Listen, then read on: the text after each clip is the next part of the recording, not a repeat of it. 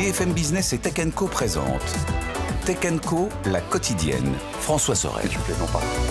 Bonsoir à tous, 19h31, ravi de vous retrouver en ce mercredi soir. Bienvenue sur BFM Business et bienvenue dans Tech Co, la quotidienne. Chaque soir du lundi au jeudi, vous le savez, 19h30, 21h, on plonge dans l'actu tech. On est en direct à la radio, à la télé, puis bien sûr après les replays, les podcasts qui vous attendent. Et merci d'ailleurs de nous écouter en différé, vous êtes de plus en plus nombreux. Tech Co avec au sommaire ce soir, en ce mercredi donc. On va revenir sur le succès d'ASML. Déjà, on va vous expliquer ce qu'est ASML et parler à la fois de son résultat financier qui est excellent, mais aussi des licenciements qui sont à venir. On va tout vous raconter. Amazon, c'est un peu moins bien du côté de chez Amazon, avec pas mal de mauvaises nouvelles. On va vous les énumérer tout à l'heure. Et puis, je recevrai tout à l'heure Stan Larocque, qui est le patron d'une boîte qui s'appelle Lynx et qui fabrique un masque VR conçu, en tout cas imaginé en France. Il viendra nous le présenter puisque ce masque a été annoncé le 21 janvier dernier. Voilà, vous savez tout, merci d'être là. C'est parti pour Tech Co, la quotidienne. Tech Co, la quotidienne, le débrief de la tech. Le débrief de l'actu tech avec ce soir sur le plateau de Tech Co, Cédric Ingrand, mesdames, messieurs, lui-même, ILSEF en personne. Salut Cédric. Salut François. Cédric Ingrand. Est-ce qu'on a encore besoin de présenter Cédric Ingrand ? Pour le chèque, ce sera tout à l'heure. Le chèque, c'est tout à l'heure, d'accord, c'est à la fin. Mais non, mais bien sûr, alors aujourd'hui, directeur général de Heavyweight Studio, mais évidemment, vous le connaissez, journaliste tech pendant de très nombreuses années, au groupe TF1 sur LCI, sur TF1 d'ailleurs aussi.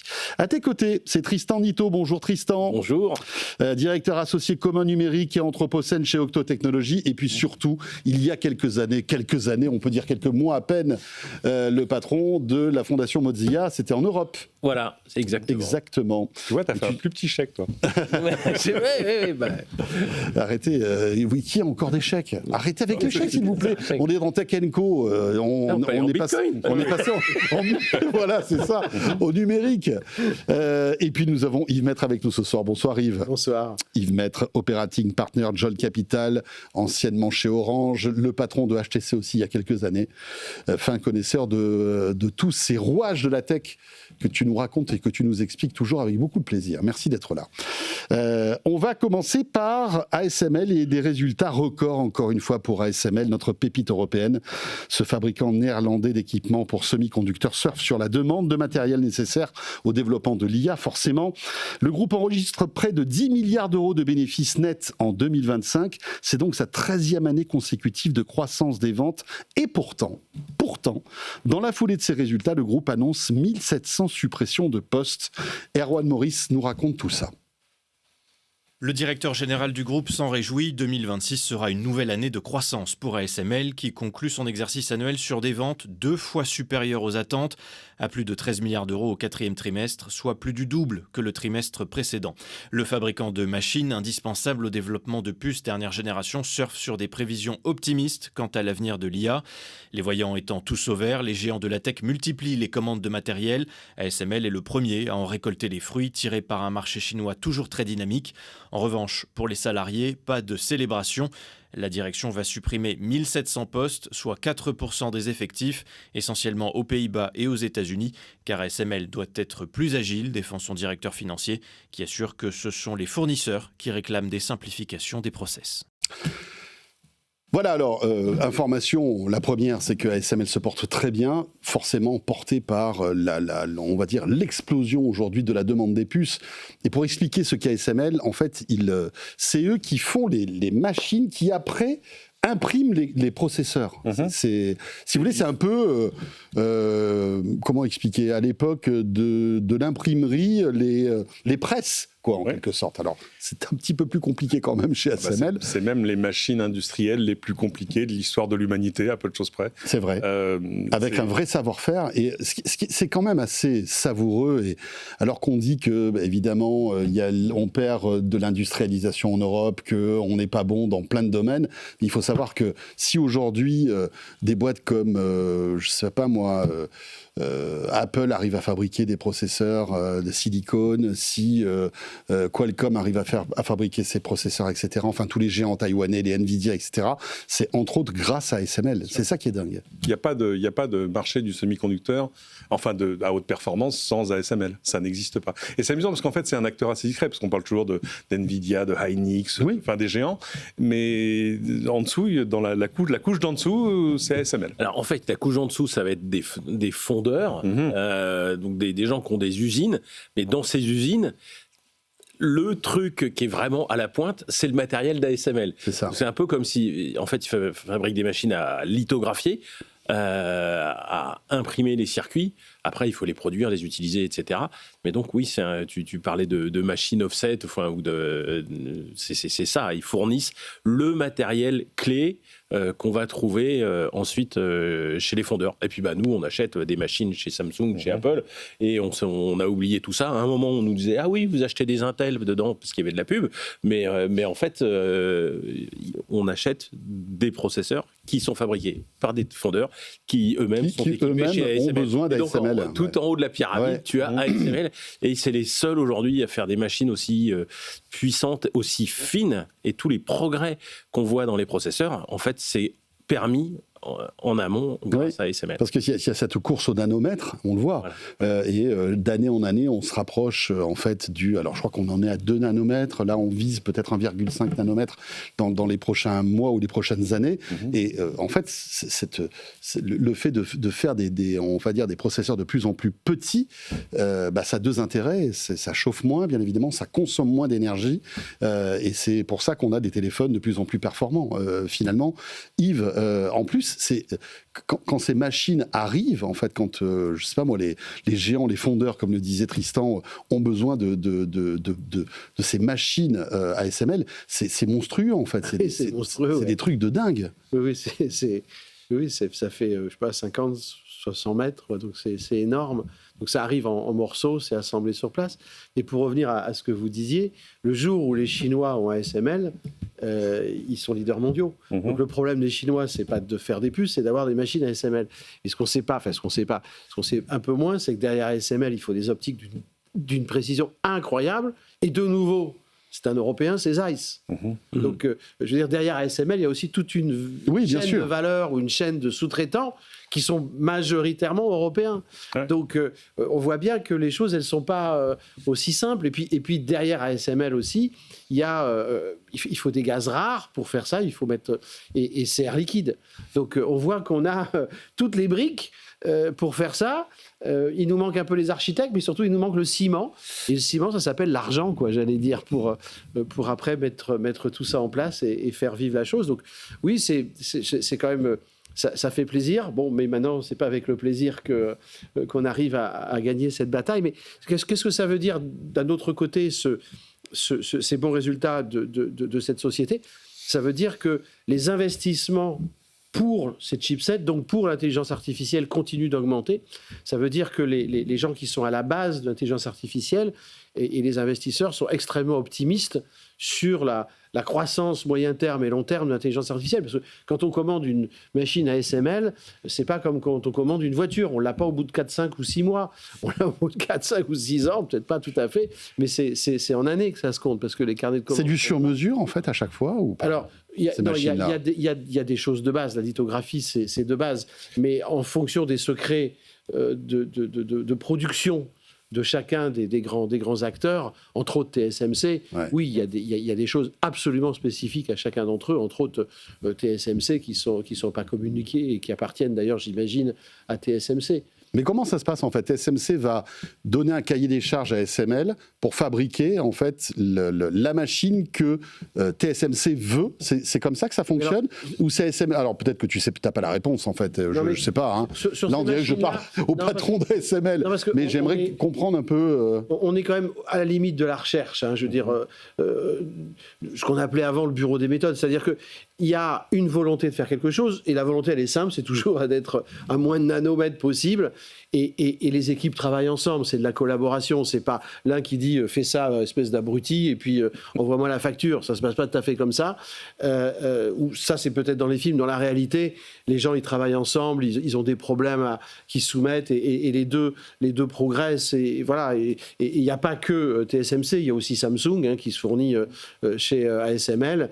Et c'est cet ensemble de savoir-faire qui est partagé dans un écosystème. Et eux-mêmes travaillent avec leurs sous-traitants. Donc c'est vraiment une collaboration. Comme je dis souvent, maintenant, on n'a pas le prix Nobel tout seul dans les sciences. C'est souvent des équipes de gens qui travaillent dans les sciences ou dans les sciences sociales aussi, qui travaillent ensemble. Alors, les principaux clients de ASML, c'était TSMC, donc on le disait, Samsung et Intel. Est-ce qu'ASML a des concurrents, en fait ?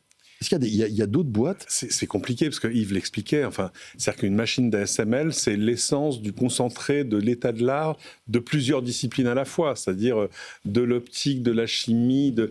On ne soupçonne pas la complexité de ces machines. Enfin, moi, je me souviens dans un de mes bouquins préférés dont j'ai déjà parlé ici, qui s'appelle Chip War, il l'explique très bien. Il dit une machine ASML, c'est 250 000 pièces.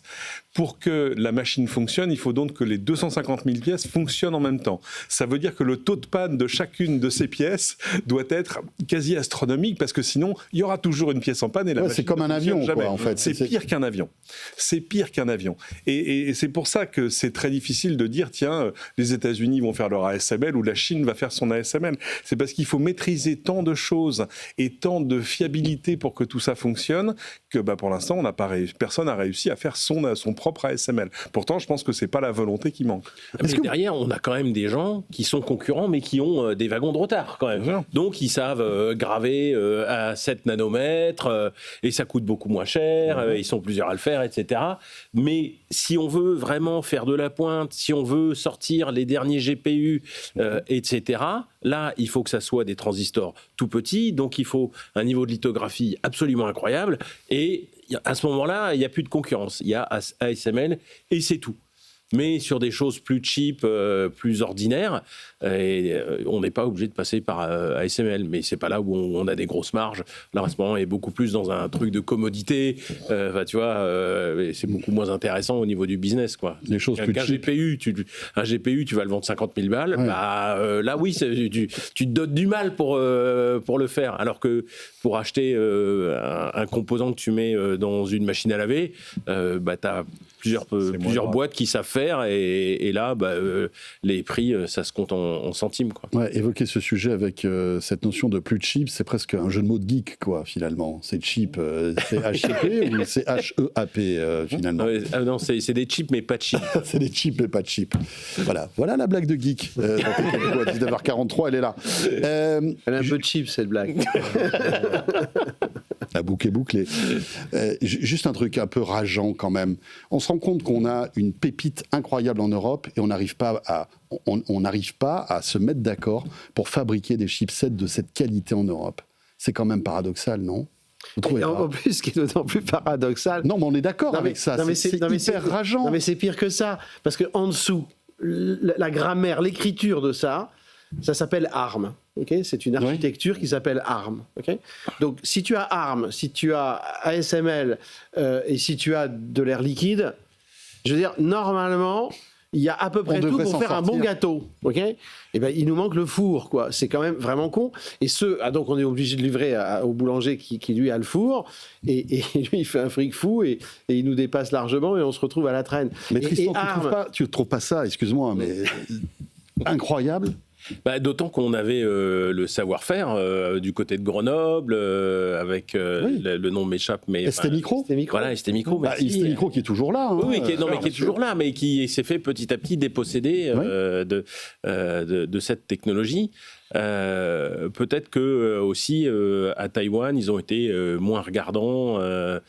Sur des problèmes comme la consommation d'eau, l'espace à fournir, avec de quoi financer tout ça, plus qu'en France. C'est même devenu, TSMC, c'est plus qu'un actif économique. TSMC, c'est le machin qui fait que Taïwan est encore tout seul. Voilà, c'est le ça. Qui fait que Taïwan est encore Demain, t'enlèves TSMC à Taïwan, c'est terminé. Parce qu'en fait, personne n'a envie d'embêter TSMC. Non. Si TSMC s'arrête, alors là, tout le monde éternue. Là, tout le monde est malade, l'économie américaine s'effondre, je ne vous parle pas d'OpenAI. Tim Cook se met en PLS. Tout le monde est en PLS. Là, pire. Pire. C'est dingue. Non, mais on dit en effet que TSMC, c'est le bouclier de Taïwan. On livre des armes à Taïwan, mais en fait, la vraie arme, c'est TSMC. Parce que s'il arrive malheur à TSMC, on ne peut plus faire d'armes, on ne peut plus faire d'avions de guerre. Si Taïwan était un désert, ou un endroit où tu fais juste pousser du riz et des montagnes, ce que ça a été pendant longtemps, on ne serait pas flippé pour Taïwan avec des déclarations pour empêcher les Chinois d'envahir ou de récupérer Taïwan, ça dépend comment vous voulez dire, mais seulement il y a TSMC et du coup personne veut qu'on touche à la poule aux œufs d'or et ça pousse à ce statu quo et ça sauve les fesses de Taïwan. En fait, c'est plus de la technologie, c'est que de la géopolitique. Oui. Ouais. Non, mais c'est clair. Non, mais ce que je disais par là, c'est que on a une boîte à outils phénoménale en Europe où on pourrait être au niveau en fait des Taïwanais ou même des Chinois ou même des Coréens. Et en fait, on a les ingrédients qui sont un peu disséminés, mais on n'arrive pas à faire le gâteau comme tu dis. Et c'est ça qui est fou. Quand j'étais petit, j'avais mon arrière-grand-mère qui me disait avec des scies, on mettrait Paris en bouteille. Donc voilà, on a tout, mais on n'y arrive pas. Hein. Je veux dire, mais est-ce que le contexte a le gâteau quand même? Attention, c'est important. Les Américains, ils ont Apple, ils ont Intel, les Taïwanais, ils ont TSMC, et les Néerlandais ont ASML. Mais finalement, on a quand même réussi à répartir sur 3 continents.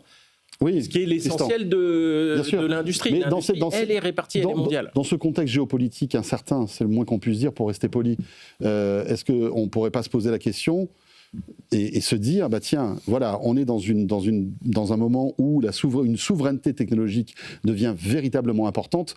Allez, j'allais dire un truc qu'il ne faut pas dire, mais voilà, on se bouge un peu les fesses pour essayer, avec ASML, avec des partenaires européens, de créer, de lancer une industrie, une usine, quelque chose où on pourra avoir du sens en termes de processeurs. C'est compliqué, parce qu'il y a une question de géographie. Le fait qu'on soit à Taïwan, à 1 heure de la côte chinoise et du reste, etc., tout ça, c'est quand même un écosystème géographique. Je veux dire, c'est un truc qui permet, quand tu fabriques des téléphones à Shenzhen, d'aller chercher tes processeurs là, de collaborer, de travailler ensemble. Oui, mais bon. Tu ne peux pas faire abstraction complètement de la géographie. Ça c'est sûr qu'en fait, il y a aussi... si les Taïwanais font des puces, les Chinois, ils font des devices, des terminaux. Et là-dessus, il y a toute une problématique écosystémique qui est énorme. C'est-à-dire qu'ils savent faire des mini-vis exactement comme il faut, comme Apple les veut, c'est-à-dire qu'ils brillent d'une certaine manière, avec la bonne empreinte, etc. Et le verre qui va bien, et le circuit imprimé, et les puces qui sont pas loin, et la main-d'œuvre super pas chère qui assemble tout ça. Donc en fait, ça c'est plus difficile à répliquer. Non, mais je suis d'accord, c'est pas ça. Que de rebooster ST Micro. Je suis d'accord, mais est-ce que c'est pas le moment au moins de se poser la question? C'est ça. Beaucoup se la posent. Oui, mais il faut recréer l'écosystème, c'est compliqué.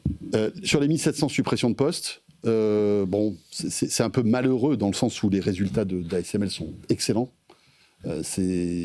Voilà, alors ils expliquent que c'est pour optimiser un petit peu le rendement et avoir moins d'intermédiaires, je crois, enfin quelque chose comme ça. D'ailleurs, il y a aussi Amazon qui a annoncé des oui, on en parlera après. Mais ce qui est étonnant, c'est le type d'annonce qu'a fait le patron de ASML, qui est français au demeurant, et qui a dit « Je vire 1700 personnes au corp, c'est-à-dire pas les opérationnels, dans les bureaux, parce que on est trop gros, on n'avance plus, on est trop lent, on répond plus assez vite à nos clients et à nos fournisseurs, etc., etc. » Donc, ce qu'il est en train de dire, et on va voir que c'est pas si loin du langage de Amazon, c'est pas que l'IA, parce que souvent on dit c'est l'IA qui... Non, il dit... On a trop de fonctionnaires. C'est ça qu'il dit. Je suis devenu une entreprise. Et moi, je tiens à dire d'ailleurs, et j'étais ce matin avec quelqu'un de la haute fonction publique, qui me faisait remarquer qu'aujourd'hui, et c'est vrai, un certain nombre d'administrations réagissent plus vite qu'un certain nombre d'entreprises privées qui deviennent trop lourdes. Et je ne veux pas donner d'exemple, mais c'est la réalité aujourd'hui. Tu peux donner des exemples. Non, mais c'est pas typiquement, alors ça va peut-être faire rire les gens, non. Mais le fisc réagit très vite. Oui. Non, mais il réagit très vite. Non, mais, ça, c'est vrai, je te okay. comprends. Vu l'enjeu, on a mis les meilleurs. Non, mais, non, mais en attendant, pose une question au fisc, tu vas voir la vitesse où il te répond. Okay. ANTS, pour l'immatriculation des voitures, réagit moi je trouve assez vite. Mais même l'éducation nationale, si vous voulez un rendez-vous parent-professeur, ou voire même plus haut dans la hiérarchie d'un établissement, c'est pas si mal que ça. Essayez d'avoir un rendez-vous avec un cadre de haut niveau de chez Orange, ok ? Ou un médecin. Ou un médecin, c'est compliqué. Alors, médecin, c'est la santé. Donc, ça, c'est un peu plus l'administration. Donc, je pense qu'il faut quand même parfois regarder la réalité en face. L'administration a fait des progrès, alors que les entreprises, surtout les grosses entreprises, s'ankylosent en quelque sorte. Se sont ankylosées. Et je trouve que il a eu l'honnêteté d'avoir des propos extrêmement directs en disant « Mon corps est en train d'épuiser et d'asphyxier la flexibilité et la rapidité de mon entreprise. » Il a intégré un bout de culture néerlandaise du très direct. Je pense que le même patron en France aurait peut-être pris quelques précautions de l'anglais. Oui, c'est ça. Et à noter que le patron d'ASML, c'est un Français, c'est Christophe Fourquet en plus. Mais... Non, mais juste pour préciser. C'est une boîte qui marche super bien depuis vraiment longtemps. Et là, je dis objectivement sans savoir, mais l'expérience prouve que, en fait, quand une boîte marche très bien, au bout d'un moment, elle a tendance à s'engraisser un peu, à prendre du poids. C'est facile, on embauche facilement. Et puis un tel, il n'est pas très performant, mais bon. Et tout ça, ça fait qu'une structure peut s'ankyloser. Je ne sais pas si c'est le cas, mais je le suppose. Et de temps en temps, on a envie de donner un coup de fouet pour que les branches mortes tombent. C'est vraiment une métaphore. Il me semble qu'il y avait quelqu'un... Celle-là, on va la garder. Elle est bien. On va donner un coup de fouet pour que les branches tombent. Non, mais c'est un peu... il y a du bois mort et il faut secouer un peu le tronc et après, ça repart. Il me semble qu'il y avait quelqu'un... Ça va pas faire plaisir aux jardiniers, ce que tu dis. Non, mais je suis désolé parce que moi, je n'ai pas envie qu'on licencie des gens, mais... Une boîte peut s'encrouter et ça donne ce genre de choses. Et donc, de temps en temps, il faut mettre un coup de fouet. Voilà. On a fini sur ASML, mais on y reviendra parce que franchement, c'est une boîte qui mérite qu'on s'y intéresse et qu'on explique ce qu'elle fait, qui est très, très secrète, très discrète aussi. On enchaîne avec la Chine qui autorise, on va dire, ses pépites technologiques. ByteDance, qui, je vous le rappelle, possède TikTok. Alibaba et Tencent a acheté enfin les puces H200 de Nvidia. Vous savez que ça, c'est le long épisode de ces derniers mois. Donald Trump qui, au départ, interdit l'usage des dernières puces Nvidia aux Chinois. Et puis tout d'un coup, je pense que Jensen Huang a dû lui faire un petit peu la danse du ventre, avec son blouson en cuir en plus, ça peut être sexy, vous voyez, ça peut faire quelque chose. Et Donald Trump a, on va dire, lâché un peu du lest et a autorisé, sous certaines conditions, à ce que certaines entreprises technologiques chinoises utilisent des puces de dernière génération Nvidia. Et alors, c'était rigolo parce que quand cette autorisation a été donnée, la Chine a dit « Ah ben non, maintenant, vous avez dit non, au départ, vous nous avez interdit, on va faire sans. Voilà, on va se débrouiller tout seul, on n'a pas besoin de vous, nos amis américains. » Et puis finalement, là, je pense que là encore, il y a dû avoir quelques danses du ventre du côté de chez ByteDance, Alibaba et Tencent. Mais voilà, la Chine réautorise en fait l'utilisation de ces chipsets. Alors, c'est vraiment très encadré, bien évidemment. Alors, qu'est-ce que vous en pensez de tout ça C'est intéressant d'un coup de voir Jensen Huang comme maître du jeu géopolitique et de voir la Chine. C'est pour montrer la puissance. Et de voir la Chine qui contrebalance nationalisme, pragmatisme et qui, à mon avis, doit avoir aussi des conversations avec ces champions locaux qui, eux, ont des besoins et des besoins éminents et immédiats. Alors, ça prouve quoi ? Ça prouve que la Chine n'est pas au niveau aujourd'hui. Ils ont besoin des chipsets Nvidia. Ok ? Ça, c'est un premier point. Parce que t'en penses, Yves. Même si on sait que la Chine progresse énormément, s'ils font appel, parce que c'est vraiment qu'ils n'ont pas le choix, je pense que la Chine... Ils n'ont pas ASML, donc... Voilà. Oui, mais c'est ça la vérité. C'est ça. Donc ils ne sont pas au niveau. Ils gravent en 7 nanos, ou ASML grave en 2 nanos. Game is over. Et derrière, en fait, c'est tout le problème de la filière des puces en Chine qui se pose. C'est-à-dire, à l'époque où c'était vraiment le libre-échange, je vous parle d'il y a à peu près un an, quoi, on va dire, je sais, ça change vite, et ben, en fait, les Chinois, ils pouvaient acheter, les Américains étaient d'accord, bon, de temps en temps, il y avait des hiatus, mais bon, globalement, ça marchait bien, et donc les Chinois pouvaient se satisfaire d'être un peu à la traîne, puisque de toute façon, ils savaient qu'ils avaient accès aux puces américaines. Et puis tout d'un coup, il y a eu ça s'est arrêté. Et là, ils se sont dit, mais en fait, on n'est pas souverain sur ce sujet qui est hyper important, parce qu'en fait, derrière les GPU, c'est l'IA. Et l'IA, c'est quand même un train qu'on ne peut pas louper. Donc, il faut y aller, il faut avoir ces puces. Et donc, il faut qu'on monte en puissance. Donc, il faut se souvenir quand même qu'ils essayent de copier ASML.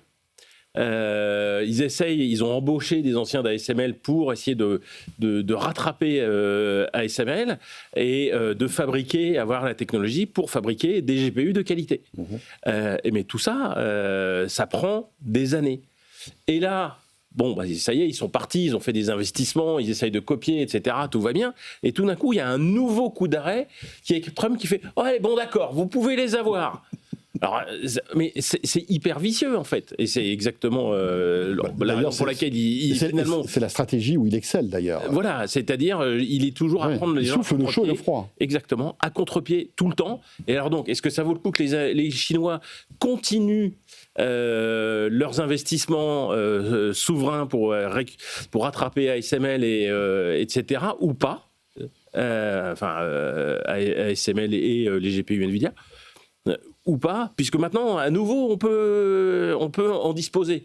Mais ils savent très bien que on peut leur retirer cette autorisation incessamment. Donc en fait, c'est hyper vicieux de la part de Trump. Un coup, ça s'arrête, un coup, ça repart, et ça va peut-être s'arrêter à nouveau. Et donc, les Chinois, on le voit, le gouvernement chinois dit OK, seulement certaines entreprises et seulement en quantité limitée. Voilà. Et il faudra quand même acheter des puces chinoises parce que oui, évidemment, si on veut redémarrer une industrie chinoise de la puce de très haute qualité, il faut qu'il y ait des commandes.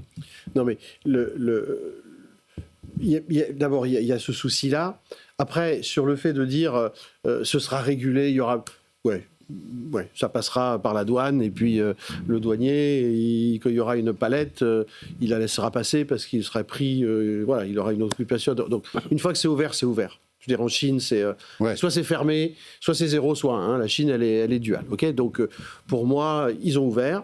Et la raison, pour moi, la raison principale, c'est oui, leur industrie est en retard. Okay, donc, il lui faut du temps pour rattraper et ce sera probablement plus de 5 ans, probablement une dizaine d'années pour rattraper.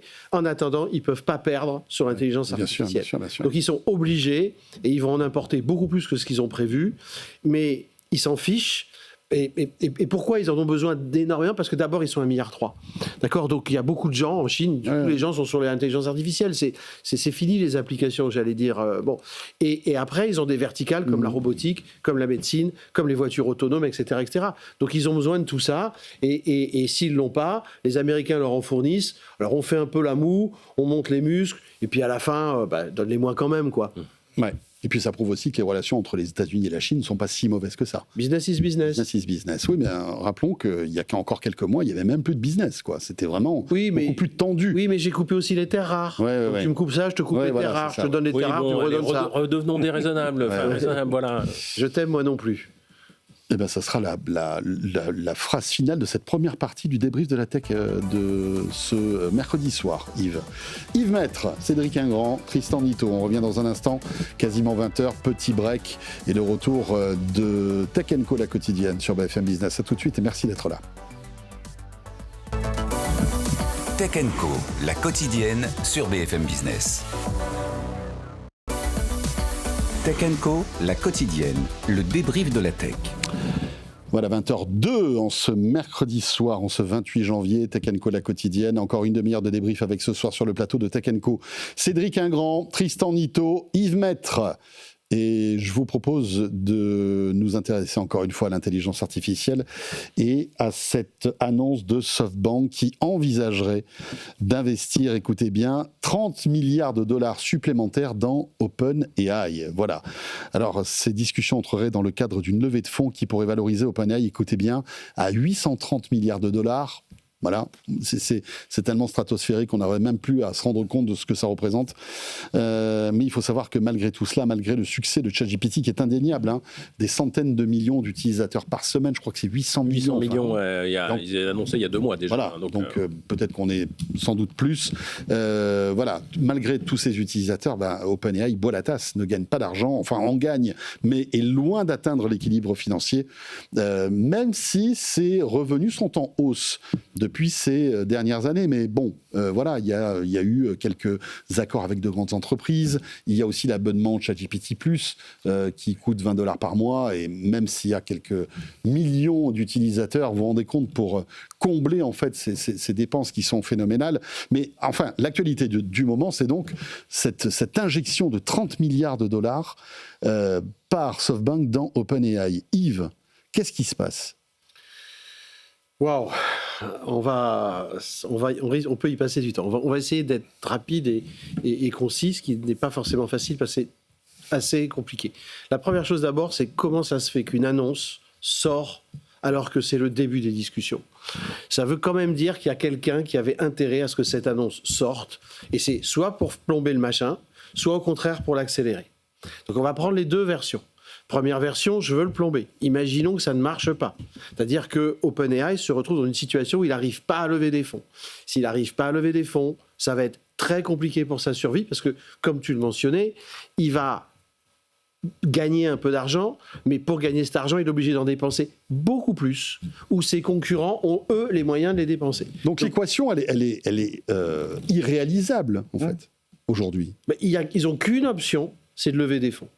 Et alors, par contre, pour lever des fonds, il y a des tas de moyens. On peut lever un peu d'argent, beaucoup d'argent, énormément d'argent. Et eux, enfin en tout cas la rumeur, pousse à faire non, c'est énormément d'argent. C'est-à-dire, je fais tapis ou je fais rien. Et donc, toute la question qui veut se poser, c'est, imaginons, prenons l'option que cette discussion arrive au bout. Qu'est-ce que ça veut dire s'ils font tapis ? Qu'est-ce que ça veut dire s'ils font pas tapis ?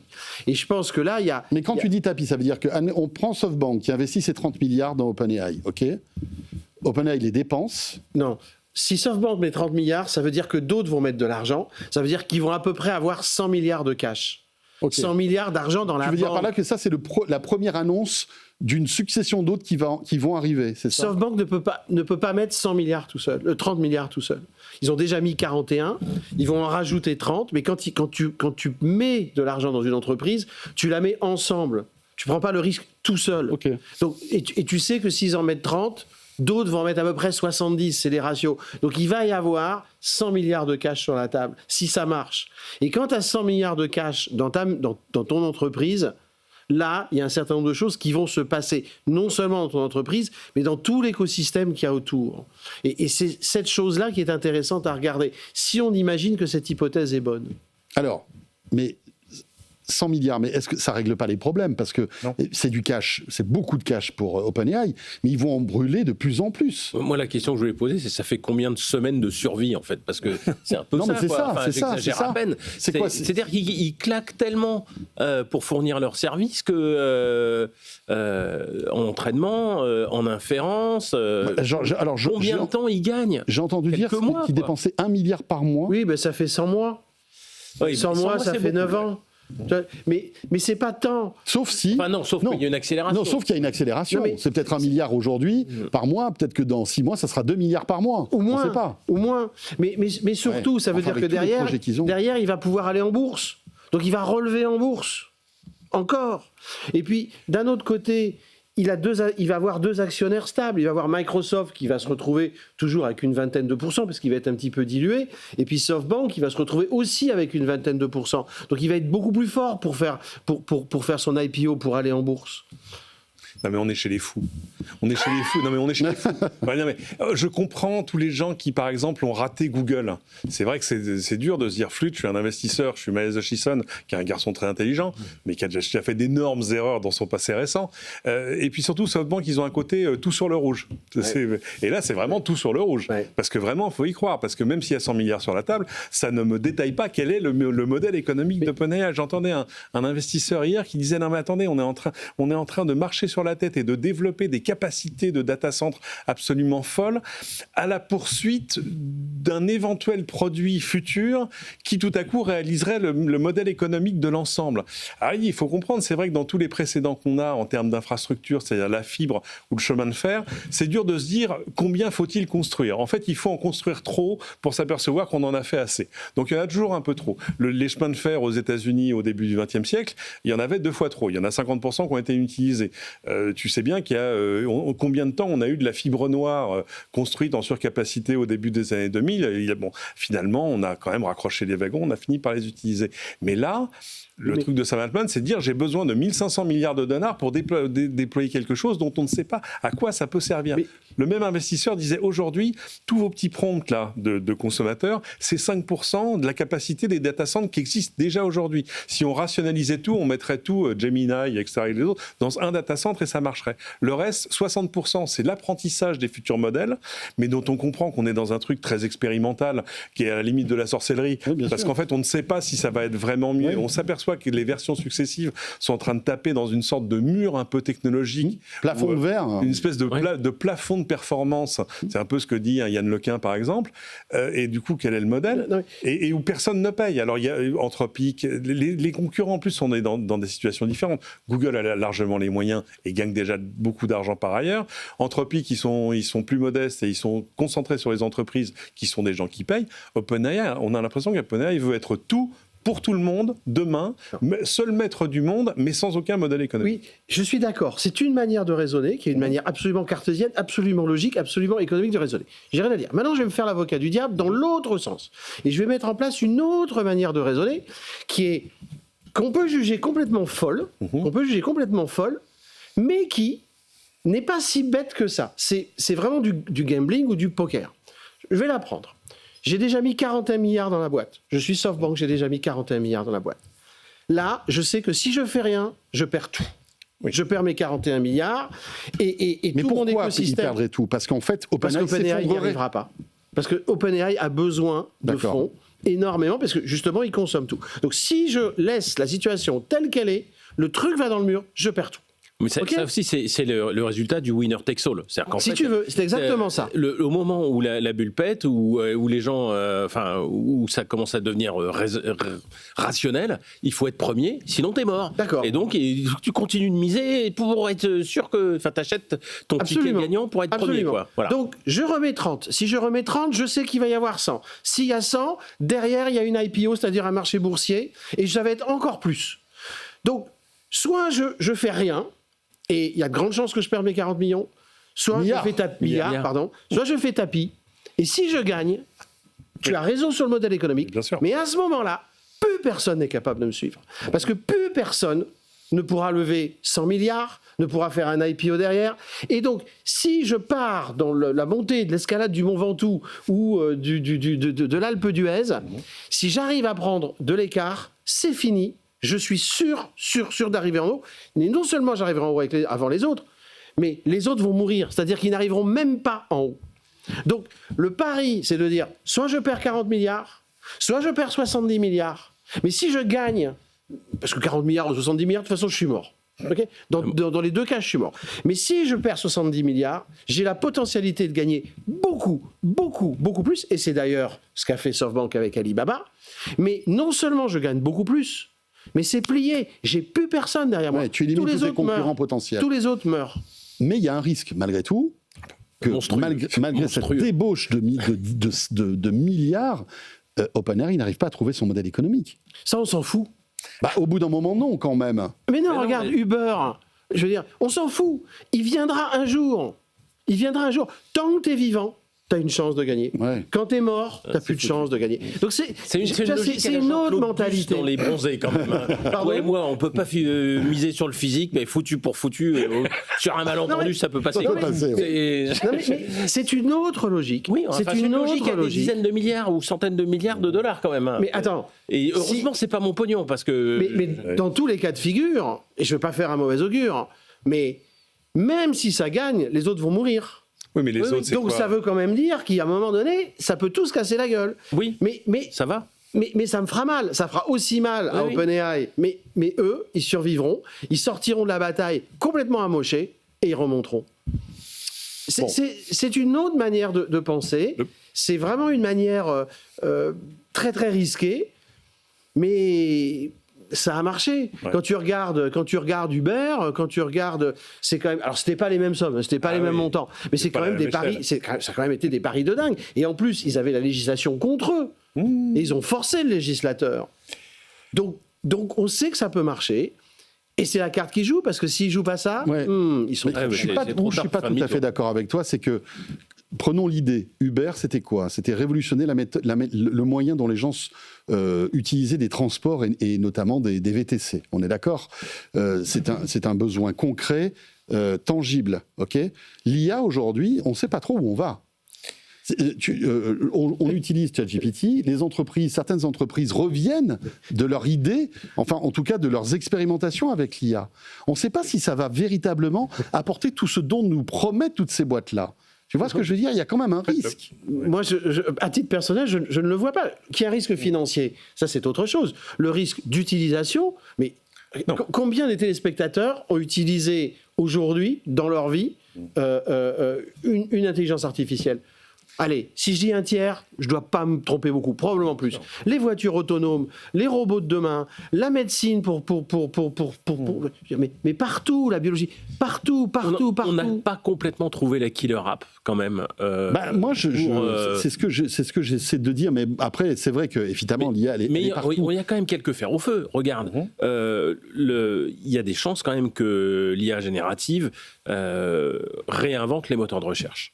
Tu vois, déjà là, il y a quand même un gros gâteau, quoi.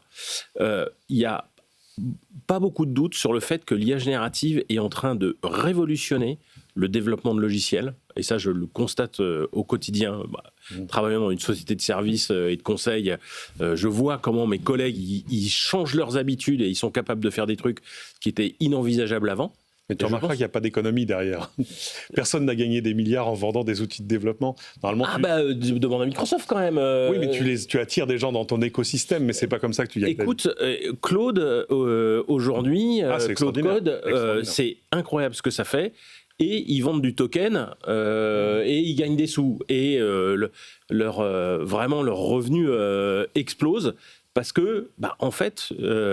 Là, c'est des vrais gens qui ont vraiment de l'argent. C'est-à-dire que tu as un client final qui va faire appel soit en interne, soit en externe à une ESN.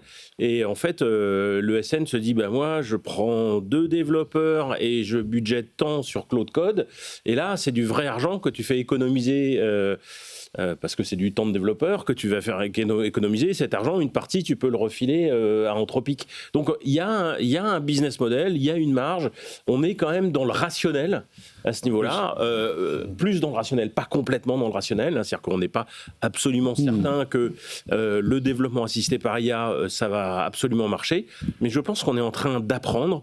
Et ça me paraît pas mal enclenché pour que ça devienne une réalité dans le futur. Mais je ne parle pas de ChatGPT sur les smartphones des adolescents, tu vois, qui ont des amis imaginaires et qui rapportent rien. Et eux, ça rapporte... non seulement qui rapportent rien, mais qui coûtent de la puissance processeur, de la bande passante, etc., de l'énergie, enfin bref. Non, mais de l'entraînement. On termine là-dessus parce que j'aimerais qu'on enchaîne sur Amazon. Son moteur de search, il n'y avait pas de business model, il n'y avait rien. Il perdait un paquet d'argent.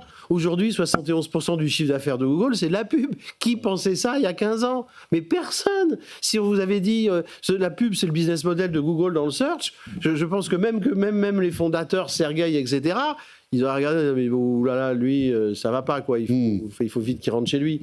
En fait, Yves a raison sur une chose dans son analogie avec Uber, c'est que pendant longtemps, la qualité du service et surtout le prix, il a été payé par les investisseurs. Oui, et là, c'est pareil. C'est pour ça que le grand gagnant aujourd'hui, c'est le consommateur. Parce que lui, il a accès à une panoplie de services extraordinaire d'une puissance phénoménale. Pour quasiment rien. Pour presque zéro.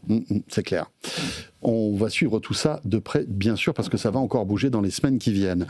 Dans l'actu, Amazon. Alors Amazon, pas mal d'informations et pas forcément très positives, même si finalement c'est une goutte d'eau dans on va dire, le ciel bleu d'Amazon, tout ce qui se passe. Première info. Suppression de 16 000 emplois dans le monde pour corriger en fait les embauches excessives de l'ère pandémique. C'est vrai qu'on se souvient que pendant le Covid, toutes ces boîtes de tech avaient surembauché parce que les gens restaient chez eux, parce que évidemment il y avait un attrait plus important au numérique, etc. Il fallait suivre, que ce soit Meta, Google, Microsoft, Amazon, ils ont tous énormément embauché. Et on a encore aujourd'hui, 5 ans après, 6 ans après, des corrections qui sont faites. Et puis il y a l'IA aussi. C'est ce que dit Andy Jassy, qui est le patron d'Amazon. Il dit que il faut un peu dégraisser. C'est un petit peu l'analogie qu'on peut faire avec ASML. Ces grosses boîtes ont besoin un petit peu de se sécher en quelque sorte pour regagner en compétitivité. Donc ça, c'est la première news. La deuxième, c'est la fin, alors là on peut le dire, de l'expérimentation qui est morte et enterrée des magasins Amazon Go.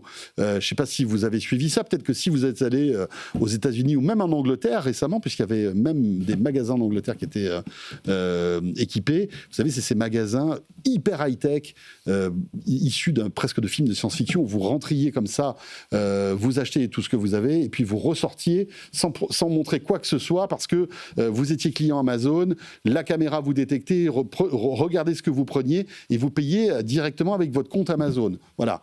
Sauf que petit à petit, Amazon a réduit la voilure. Il y avait je ne sais pas combien de magasins Amazon Go, et puis de manière régulière, plein ont fermé. Là, ça y est, c'est fini, on arrête tout. Amazon Go et Amazon Fresh. Alors, il reste toujours Walmart, qui est la marque Whole Food, pardon. Whole Food, excusez-moi. Whole Food qui a été racheté par Amazon il y a quelques années de cela, et qui reste dans le retail physique. Et puis, Amazon aussi abandonne une technologie qui justement était liée à Amazon Go, c'était le paiement avec la paume de la main. Je ne sais pas si vous vous souvenez, on en avait parlé, c'est assez révolutionnaire, c'est-à-dire qu'on n'avait même pas à montrer quoi que ce soit, on mettait sa main avec les veines qu'on a dans la main, dans la paume de la main. C'est une empreinte biométrique qui est très très forte, très sécurisée, et ça nous permettait de payer. Tout ça, allez, hop là, ça va à la poubelle. Est-ce que ça veut dire que finalement, c'est fini un petit peu la période un peu, on va dire, faux-folle d'Amazon, qui testait plein de choses à droite à gauche Ils ne sont pas foufous chez Amazon. À l'époque, ils ont testé plein de trucs quand même. Ils testent des choses, et c'est un vrai mérite. On ne sait même pas si vraiment ils y perdaient de l'argent. Seulement, visiblement, c'était en tout cas pas assez rentable. J'ai cru comprendre qu'en fait, il y avait énormément de bugs. C'était des magasins qui coûtaient très cher en entretien. Il y avait beaucoup de vols aussi. C'est amusant, il y a un magasin où j'étais ce week-end que je ne nommerai pas, où à la sortie, tu as 2 sorties. Tu as une sortie avec des caisses, avec des gens qui tiennent des caisses. Il y en avait 5. Et puis, il y avait des caisses autonomes où tu passais tes appels. Et quand même, apparemment, parce que ça ne marche pas toujours, etc., il y avait 4 personnes pour s'en occuper. Donc elles ne sont pas tout à fait autonomes, les caisses. Je n'ai pas compris exactement pour le magasin quel était le bénéfice. Et là, moi, j'ai testé Amazon Go, et c'est vrai que c'est génial. Tu décroches les trucs du rayon, et tu te tournes instinctivement en disant, mais où est-ce que je paye ? Et on te dit, non, monsieur, sortez. Et tu sors, et ton application te dit, c'est bon, tu as payé. Bon, c'est vrai que c'est génial. Il ne faut pas oublier qu'il y avait quand même beaucoup de caméras, avec beaucoup de gens en Inde qui étaient là. Ah oui, attends, le paquet de chips, combien le paquet de chips ? C'était peut-être ça le problème de rentabilité. Mais ça avait ce côté, tu vois, d'une technologie assez avancée pour que tu crois dans la magie. Et après, est-ce que c'est ça vraiment le cœur de métier, d'expertise et de rentabilité d'Amazon ? Non. Maintenant, c'est vrai que c'est difficile d'être Amazon et de ne pas avoir un peu de retail physique pour pouvoir tester des choses, parce qu'il n'y a pas de raison que ce secteur-là n'évolue pas non plus. Bon, nous, on avait testé avec Léa, qui produit cette émission, un Amazon Go à Seattle, justement. Bon, alors évidemment, c'était à Seattle, c'était juste à côté du siège. Je ne sais pas si vous y êtes déjà allé. Et c'est vrai que c'est quand même assez impressionnant de voir ce magasin sans personnel, en fait. C'est presque un côté... un peu fantomatique, quoi. Tu rentres tu as l'impression de rentrer rentrer dans un immense distributeur. Tu vois ? Non, mais c'est vrai, c'est ça. Et tu fais tes courses et tu ressors, t'as des portiques comme ça, comme à l'aéroport, là. Assez bizarre. Mais Tristan. Pour revenir sur une problématique, c'est qu'en fait, Amazon, c'est énorme. Ils doivent se diversifier, ils doivent innover. Et puis, de temps en temps, ils essayent des choses. Et au bout d'un moment, on se rend compte que... en fait, c'était une idée prometteuse qui ne tient pas ses promesses, et donc il faut l'arrêter. Et soit, moi, ce qui me chagrine, c'est de voir qu'il y a des licenciements, et que ces licenciements, ils touchent plein de gens, y compris, parce qu'Amazon, c'est un peu une boîte à deux vitesses, soit tu travailles dans un entrepôt, et forcément, tu es très mal payé parce que tu es complètement remplaçable et tu es déjà en train d'être remplacé par un robot, soit tu es un travailleur de la tech, et à ce moment-là, les salaires et la considération est nettement plus élevée parce que tu fais partie d'une population qui est difficile de séduire. Et en fait, ils licencient aussi des gens dans ce domaine-là, parce qu'il y a des gens d'Alexa qui sont touchés, etc. Donc, peut-être que c'est juste, comme je le disais bêtement tout à l'heure, un arbre qu'on secoue pour faire tomber le bois mort. C'est une possibilité aussi. Non, c'était le coup de fouet, rappelle-toi. Oui, non, mais attends, j'essaye de me rattraper. Donc... Je m'en souviens. Pour l'image du jardinier avec son fouet à la main, je sais. Je parie que les mèmes sont déjà sur Twitter, générés par une IA, en train de se dire... On voit Tristan en train de fouetter les arbres comme ça. Ça va être beau. Maison, ça, oui. Ça va être très, très beau. Et donc... J'ai hâte. Bref, en tout cas, j'espère que c'est pas un mauvais signe. Juste une chose, 15 000 employés, ça représente 1% de la masse salariale. Enfin, pas de la masse salariale, mais des employés d'Amazon, puisqu'Amazon comptabilise aujourd'hui 1,5 million d'employés dans le monde. Oui, mais c'est parce que c'est beaucoup de gens dans les entrepôts. Et eux sont complètement interchangeables, bien sûr, etc. Mais c'est plutôt dans la petite partie tech très bien payée que là, ils font des licenciements. En fait, c'est les 2 tiers qui travaillent aux États-Unis, il faut savoir, sur les 1,5 million. C'est dingue, quand même. Et encore une fois, c'est 16 000, mais il y a eu 14 000 qui ont été annoncés au mois de novembre. Et une vingtaine de milliers il y a 3 ou 4 ans, juste après le départ de Jeff Bezos. En 2022. Depuis 2022 jusqu'à fin 2025, on va dire en 3 ans, ça fait 50 000. Là, ça commence à compter. Mais ce qui est important, et c'est la même chose que ASML, c'est que c'est dans les bureaux. Et je pense qu'il faut être honnête. Aujourd'hui, avec l'arrivée de l'intelligence artificielle, il faut arrêter de... Alors, il y a bien sûr, on utilise l'intelligence artificielle pour tout justifier, mais il y a quand même un fond de réalité. Et je pense que tout le monde le vit. C'est que un certain nombre de travaux répétitifs, classiques, style taper une lettre, ou même préparer un PowerPoint pour son patron, on a besoin d'informations sur le marché, on tape, on fait faire un prompt, on les a immédiatement. La question que ça pose, c'est quand on sort de l'école, quel que soit le niveau de l'école, eh bien, comment on forme les jeunes, puisqu'on en a quelque part. Au départ, les jeunes servaient justement à ça. Oui, pour apprendre et puis après progresser. Pour apprendre avec les seniors et puis monter en compétences. Mais aujourd'hui, si les seniors n'ont plus besoin de jeunes pour faire le travail... Et s'ils ont besoin des seniors tout de suite, ça va être compliqué. Pardon ? S'ils ont besoin des seniors tout de suite, sans passer par la case junior, ça va être compliqué. C'est compliqué de devenir vieux avant d'être jeune, oui. Ouais. Mais il y en a. C'est vrai, il y en a quelques-uns. Il y en a quelques-uns. C'est pas les plus fun. Nous, c'est tout l'inverse. Pardon ? Nous, c'est tout l'inverse. Nous, c'est tout l'inverse. On vieillit pas. Évidemment. Soyons clairs. Regardez les archives de Tech & Co il y a quelques années, on rajeunit, je vous le garantis. Moi, je vais me teindre la barbe, moi. Il nous reste 4 minutes, on va quand même évoquer aussi le mois de juin. Juste pour une chose quand même, moi je dis que ça donne quand même... La réalité, c'est que même les gros, même les meilleurs se plantent. Okay, et donc, ils sont obligés de fermer. Donc, l'échec, c'est juste... normal. Et quand on fait un drame de l'échec par rapport à ses enfants, par rapport à son entreprise, etc., non, quoi. Même les meilleurs, Apple le premier, Amazon, OpenAI s'est planté sur un certain nombre de choses. L'erreur, c'est la norme. Oui, mais c'est le succès. Ça fait partie de la trajectoire d'une entreprise. Voilà. L'hyper-succès à la Steve Jobs comme l'Apple et ça, c'est juste l'exception. Alors évidemment, on regarde plus que ça, mais c'est pas vrai. Dans la vraie vie, l'erreur est la norme. Et puis, dernière chose qu'il faut quand même regarder par rapport au succès, c'est que le chiffre d'affaires Amazon sur la nourriture, sur la partie food and beverage, c'est 150 milliards par an de chiffre d'affaires, c'est-à-dire autant que Auchan, Carrefour et Leclerc réunis. Donc, bon, c'est quand même pas si mal que ça, non ? Je veux dire, alors que c'est pas leur métier de base de vendre de la bouffe, pour être tout à fait clair. Donc, quand on arrive, après quelques années, à avoir un chiffre d'affaires qui est aussi grand que les nos 3 stars françaises, qui ne sont pas uniquement que françaises d'ailleurs, puisqu'ils sont dans d'autres pays européens et pas que, je veux dire, quand même, oui, c'est vrai qu'ils ferment leurs petits magasins d'essais, etc., mais quand même, 150 milliards juste là-dessus, je ne parle pas de l'électronique, etc., où on sait qu'ils massacrent tout le monde, pas mal quand même. Alors, on devait parler de SpaceX, on en parlera demain, parce qu'il nous reste 2 minutes, ça va être chaud quand même. Ouais, mais en 2 minutes, ça va être compliqué. Mais j'aimerais qu'on rebondisse là-dessus, parce que tu dis que tout va bien chez Amazon, c'est vrai.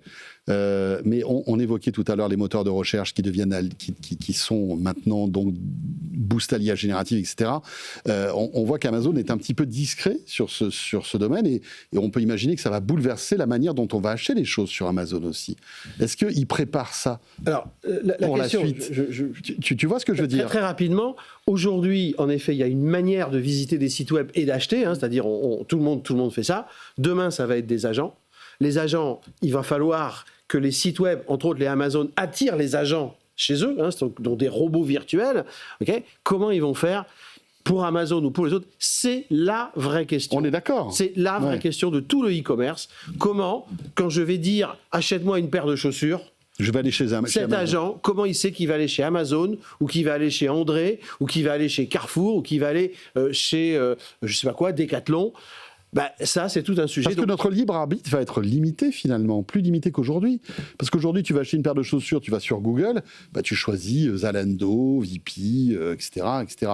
Là, quand tu vas... Non, mais c'est vrai. Aujourd'hui, je vois que tu as repris ta jeunesse et tu passes ton bac de philo, là. Le libre arbitre sur Amazon, ça, c'est une thèse assez intéressante. Non, je parlais du libre arbitre sur Google quand tu choisis des choses. Avec l'IA générative, j'ai l'impression qu'on va moins choisir. Et on le voit déjà aujourd'hui. L'IA générative suggère beaucoup de choses. Oui. Et plus que Google. On voit déjà aujourd'hui des gens qui font du SEO, du Search Engine Optimization, qui sont en train de se sentir menacés, et ils ont raison, et ils disent maintenant, il faut séduire des agents, il faut séduire des LLM, il faut écrire des pages web qui vont pousser les chatbots à acheter chez nous, quoi. Donc il faut rédiger, il faut présenter nos informations d'une manière qui est alléchante pour le chatbot, plus que l'humain. Avant, on écrivait pour l'humain, après on a écrit pour le Googlebot, les robots qui scannaient le web, et maintenant il faut écrire pour les LLM, quoi. Séduis mon avatar, quoi. C'est ça. Séduis mon avatar. Séduis mon profil, en tout cas, mon profil numérique. Ça sera le mot de la fin. Merci beaucoup. Je sais que Cédric, tu aurais bien voulu qu'on parle de SpaceX. Des trucs à dire. On n'y reviendrai pas. Tu vas revenir bientôt. Grand plaisir. Et on en parlera, promis. Merci beaucoup à Cédric Ingrand, directeur général de Heavyweight Studio. Merci à Tristan Nito, directeur associé commun numérique et anthropocène chez Autotechnologie. À très vite, mon cher Tristan. Et merci à Yves Maître, opérateur partner chez Jolt Capital. Et vous restez avec nous. Petite pause. On va parler dans un instant d'une boîte qu'on aime bien. Il s'agit de Lynx qui, par, on va dire, l'incarnation de Stan Larocque, qui est son CEO, va venir nous présenter dans quelques instants son nouveau masque de VR. Tu connais peut-être Lynx, non? Absolument, oui, absolument. Mais voilà, Stan, en plus, Stan est valentinois, enfin, il est de Montoison, si je ne m'abuse, juste à côté de mon petit village, dans la Drôme. Tu vas le croiser quand tu vas sortir de ce plateau, puisqu'il arrive dans quelques minutes pour nous parler justement de cette nouveauté, de ce nouveau masque de VR, conçu en France, ça fait plaisir quand même. Et tout ça, ce sera juste après Léa Benaïm qui nous rejoint dans une minute pour le Tech Flash. Merci d'être là et à tout de suite. Tech & Co, la quotidienne sur BFM Business. Tech & Co, la quotidienne, Tech Flash. Voilà, 20h33, le retour de Tech & Co, la quotidienne sur BFM Business. Un grand merci de nous retrouver, que ce soit en direct à la radio, à la télé ou en replay ou en podcast. L'essentiel, c'est qu'on soit ensemble chaque jour, du lundi au jeudi. Et il est temps maintenant de retrouver le Tech Flash. Ce qu'il faut retenir de l'actualité tech de ce mercredi, c'est avec Léa Benaïm. Bonsoir Léa. Bonsoir François et bonsoir à tous. Et on commence ce soir avec un chiffre, 16 000. C'est le nombre d'emplois qu'Amazon va supprimer dans le monde. Une importante importante vague de licenciements qui a pour but, selon l'entreprise, de corriger les embauches excessives de l'ère post-Covid. Au total, et avec les annonces d'octobre, c'est près de 30 000 postes qui ont disparu en moins de 6 mois au sein d'Amazon. Également, dans l'actualité, les milliards continuent de pleuvoir sur OpenAI. SoftBank, déjà actionnaire à hauteur de 11%, envisagerait d'y investir 30 milliards de dollars supplémentaires. Un tour de table qui permettrait à OpenAI de lever au total 50 milliards et de viser une valorisation avoisinant les 830 milliards de dollars. Et dans l'actualité, Léa, en Europe, cette fois, c'est ASML qui publie des résultats records. Et oui, près de 10 milliards d'euros de bénéfices nets en 2025. Le fabricant néerlandais d'équipements pour semi-conducteurs surfe clairement sur la demande pour faire tourner l'intelligence artificielle. Même si dans la foulée de ces résultats, ASML a annoncé 1700 suppressions de postes aux Pays-Bas, ce qui a légèrement refroidi le cours de bourse qui termine la journée à moins 2%. Toujours dans l'actualité des puces, la Chine autorise ses 3 plus grosses entreprises tech à acheter les H200 de Nvidia. Il s'agit de ByteDance, Alibaba et Tencent, un changement de position majeur alors que Pékin cherche depuis des mois à réduire sa dépendance vis-à-vis du géant américain. Une décision qui intervient au même moment où le patron de Nvidia, Jensen Huang, est en visite en Chine. Et enfin, les planètes semblent alignées pour l'introduction en bourse de SpaceX, une entrée fracassante prévue pour le mois de juin, avec des chiffres qui affolent déjà les analystes. L'entreprise d'Elon Musk espère lever 50 milliards de dollars pour une valorisation environ 1500 milliards de dollars. Ce serait alors la plus grosse IPO de l'histoire depuis celle du géant pétrolier saoudi Aramco. Et pour finir, je vous donne rendez-vous sur le site de BFM Business pour une nouvelle émission Tech & Co Business en compagnie de Frédéric Simotel. Et cette semaine au programme, le patron de BPCE qui vient parler de l'intégration de l'IA dans les paiements. On écoute un extrait. On a lancé un outil qui s'appelle Maya, c'est mon intelligence artificielle, dans lequel qu'on met à disposition, c'est une sorte de chat GPT, mais interne, avec les bons niveaux de sécurité, et puis pas mal d'indépendance technologique sur lequel on pourra revenir après si vous le voulez. Et là, on veut que le maximum de nos collaborateurs l'utilisent. On a un indicateur, un seul indicateur, c'est le taux d'adoption. Et le taux d'adoption, c'est combien on a d'utilisateurs actifs par mois, comme dans le digital. Aujourd'hui, on a plus de 50% des collaborateurs de BPCE qui l'utilisent tous les mois, avec en moyenne un usage assez intense, qui l'utilisent 40 fois par mois. Ouais. Ça, c'est pas mal. Ce qui est beaucoup. Hein. En tout cas, on est assez contents parce que, en fait, nos collaborateurs, plutôt qu'aller utiliser des solutions publiques, qui ne sont pas sécurisées, ils utilisent une solution qui est une solution de BPCE, en s'appuyant sur différentes briques technologiques, sur lesquelles on veut avoir pas mal d'indépendance. Voilà, et retrouver Tech & Co Business, bien évidemment, sur la plateforme BFM Business et un petit peu partout sur nos sites. Il est 20h37, il est temps de faire un petit détour du côté de la rédaction de BFM Tech, comme chaque soir. Tech & Co, la quotidienne, la chronique BFM Tech. Avec Sylvain Trinel qui nous a rejoint. Bonsoir Sylvain. Bonsoir François. Alors Sylvain, le secteur des robots humanoïdes qui fait un bond en avant avec la nouvelle version du Helix. Tout à fait, effectivement, puisque si vous vous souvenez bien, en mars 2025, on en parlait d'ailleurs dans cette émission, la start-up américaine Figure.ai, elle présentait Figure 1, un robot humanoïde qui pliait le linge. Incroyable révolution. C'est une action qui est effectivement bien pratique, mais en fait, c'était que le début du gros du développement, puisque à la fin, ce robot doit venir en aide aux êtres humains dans leurs tâches quotidiennes. Et Figure.ai, justement, ils ont présenté Helix 2, une nouvelle version du logiciel intégré à son robot, Figure 03, et qui est la particularité en fait de rassembler la marche, la manipulation des objets et l'équilibre dans un seul et même réseau de neurones. Une vidéo a d'ailleurs été publiée par l'entreprise. Elle dure 4 minutes sans coupure et elle permet de voir le robot ranger et remplir un lave-vaisselle. Voilà, on le voit là si vous êtes avec nous à la télé. Il est un peu lent du genou. On va rester là pendant 4 minutes. Voilà, c'est ça. Alors donc on va vous décrire la situation pour tous ceux qui sont à la radio. En plus sérieusement, avec Helix 2, Figure.ai entend révolutionner en fait la locomanipulation manipulation, hein, c'est ça.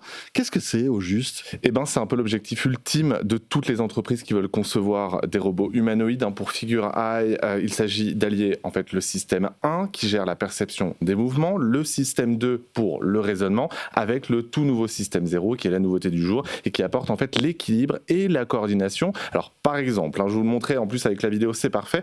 Quand vous sortez un verre du lave-vaisselle, eh ben, on peut le voir sur la vidéo, le robot lui, il va pouvoir manipuler l'objet en le serrant pas trop fort évidemment parce que c'est un verre ou une assiette. Ensuite, il peut se retourner, ouvrir la porte du placard et se rediriger ensuite vers le lave-vaisselle pour lancer une nouvelle machine. Voilà, tout ça en étant a priori 100% autonome. D'autres tests ont même été réalisés par l'entreprise et montrent en fait Figure 03 en train de dévisser un bouchon, extraire des comprimés, mais aussi utiliser une seringue grâce aux capteurs et aux caméras présents dans les mains du robot.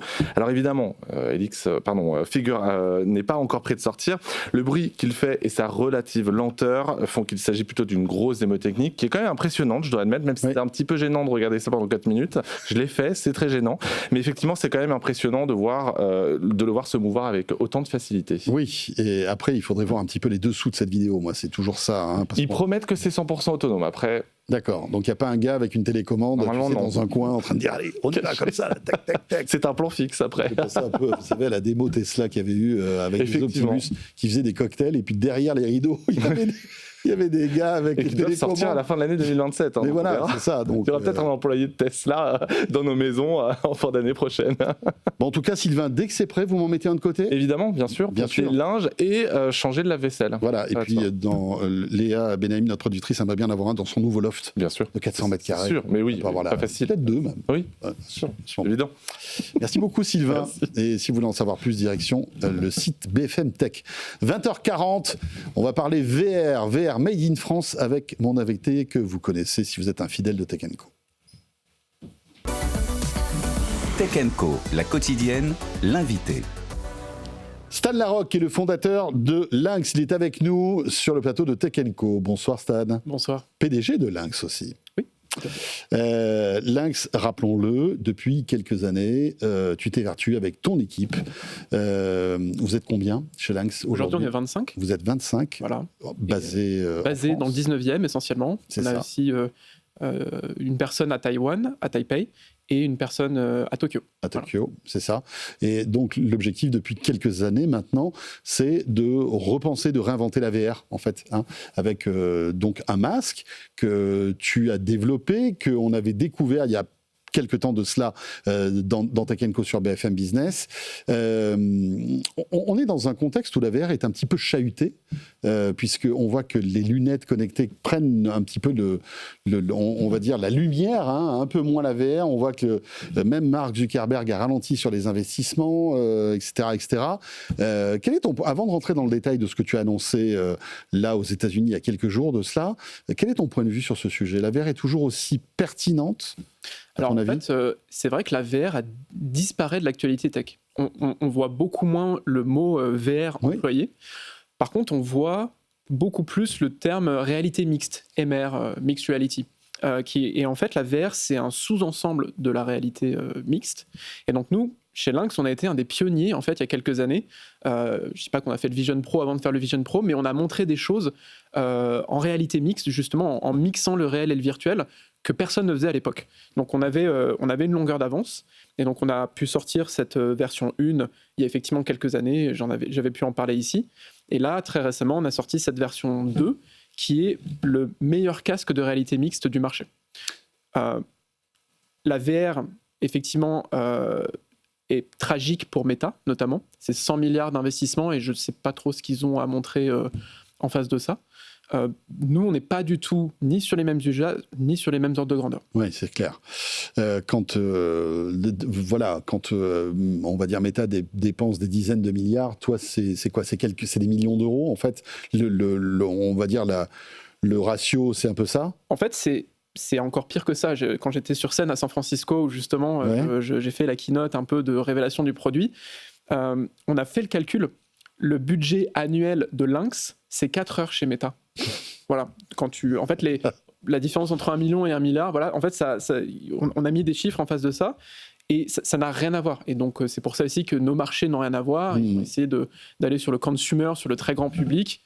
On voit ce que ça a donné. Nous, on est vraiment sur le marché professionnel, là où sont les usages depuis près de 30 ans.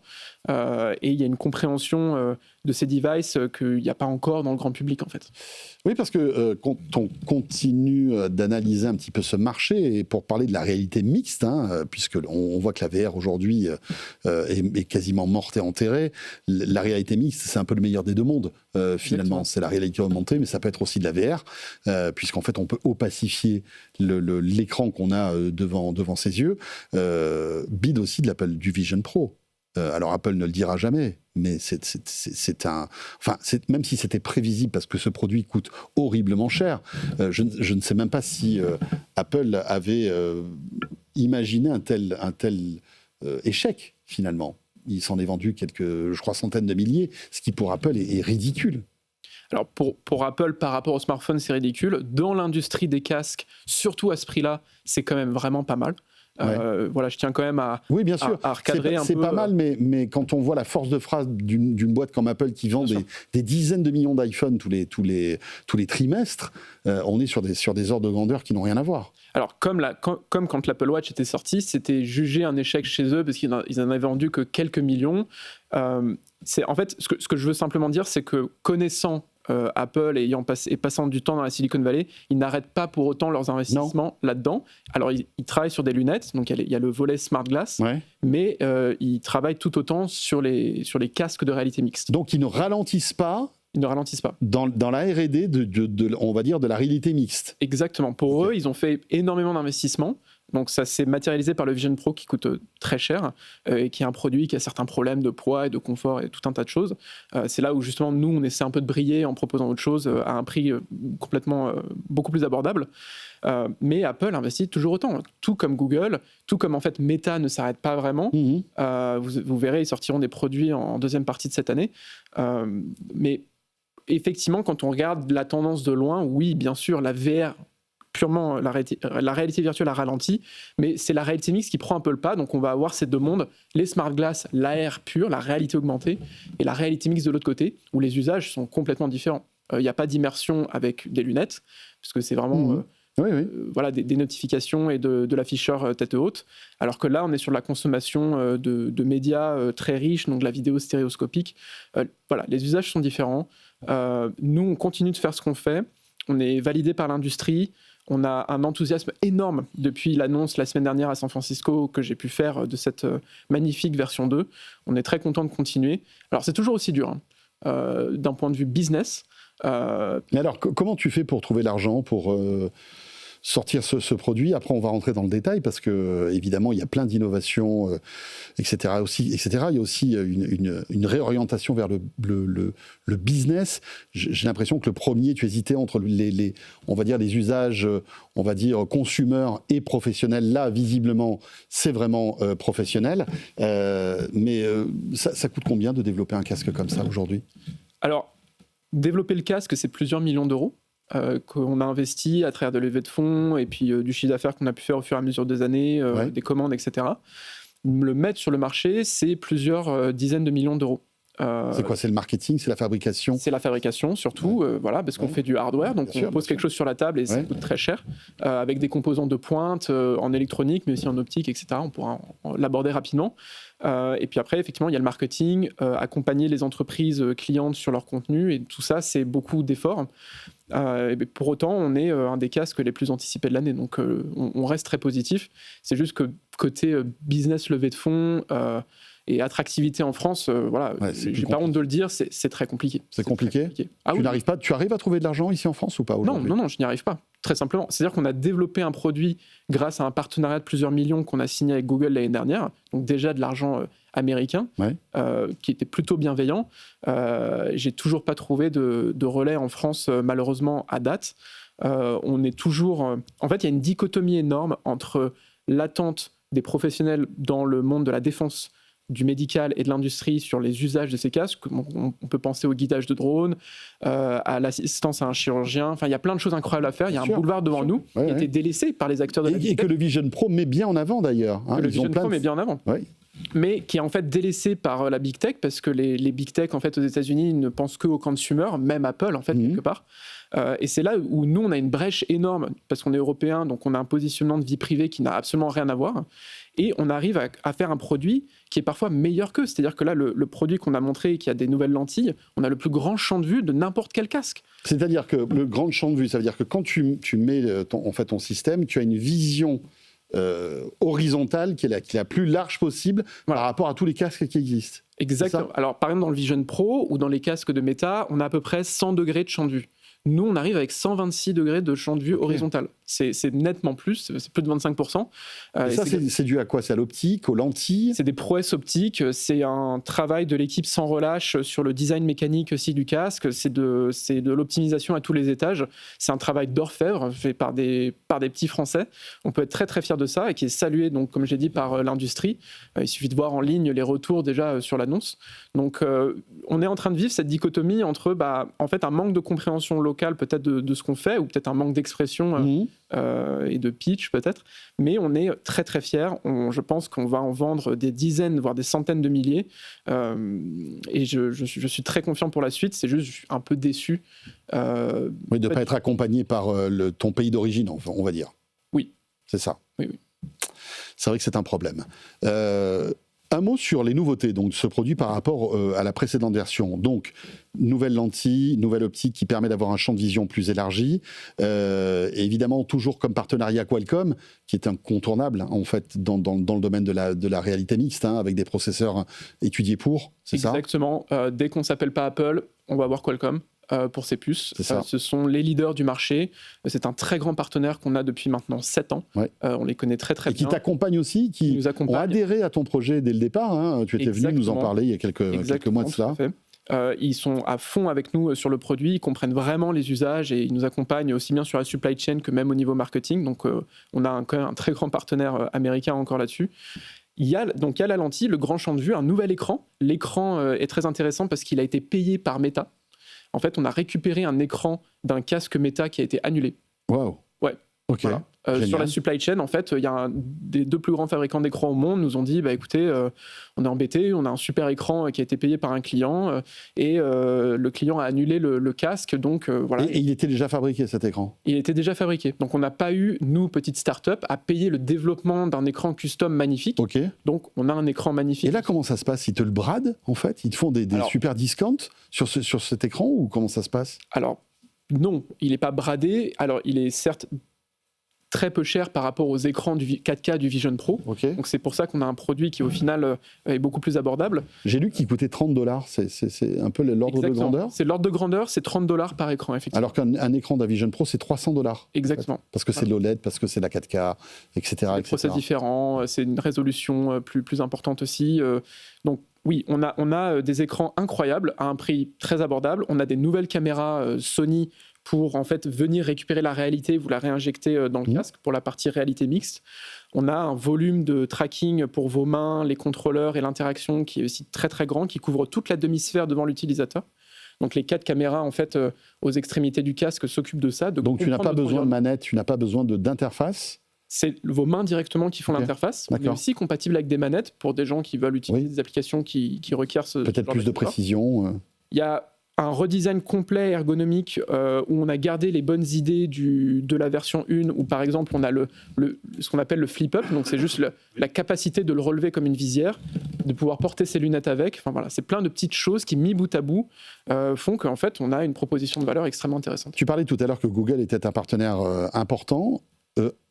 Ils t'ont aidé pourquoi, à ton avis?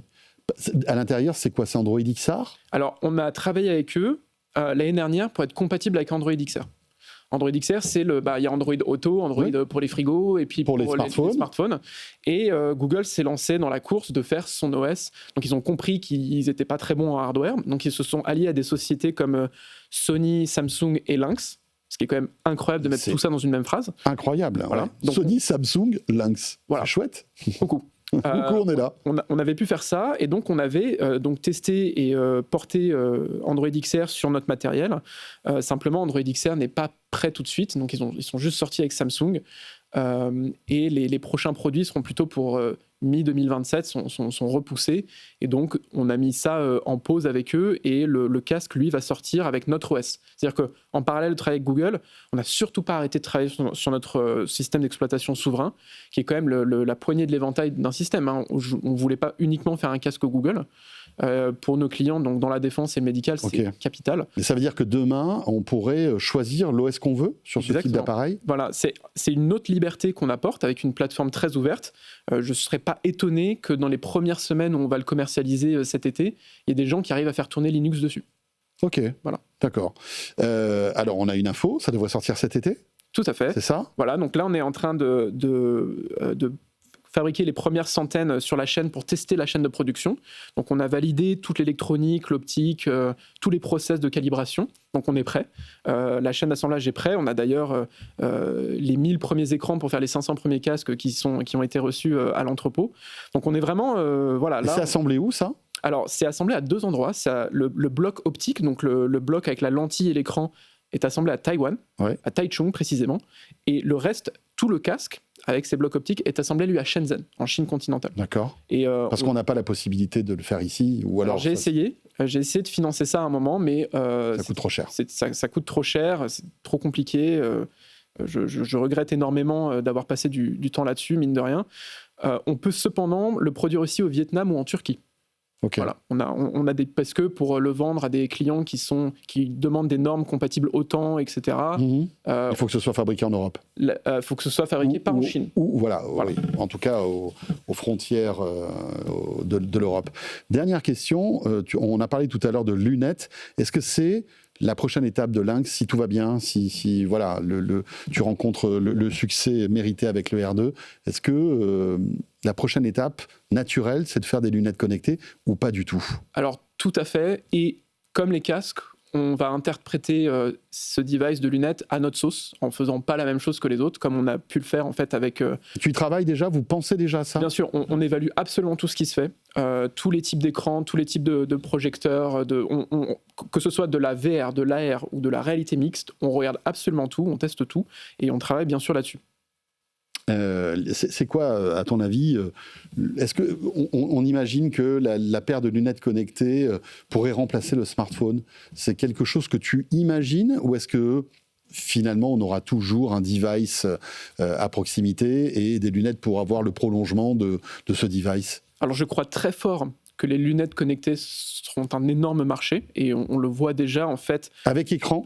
Alors avec écran, et même avec un écran dans chaque œil, donc pour avoir de la stéréo. Parce que les prochaines méta, là, enfin les méta qui sortent là, il n'y a qu'un écran sur le côté droit. Donc il y a encore des contraintes techniques et de prix qui font que ça met du temps, mais en fait ça arrive. Donc je crois très fort en ce marché, je crois très fort en ces technologies.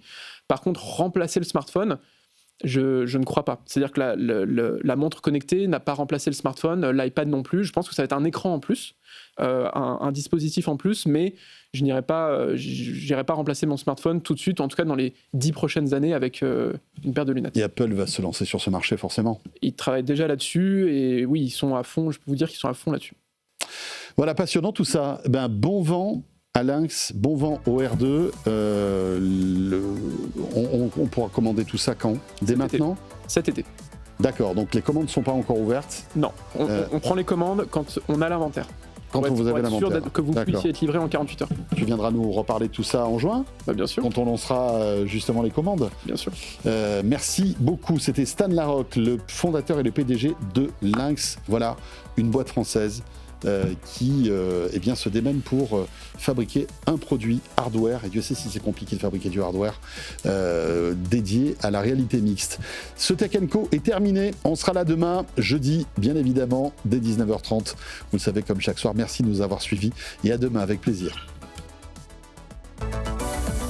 Tech & Co, la quotidienne sur BFM Business.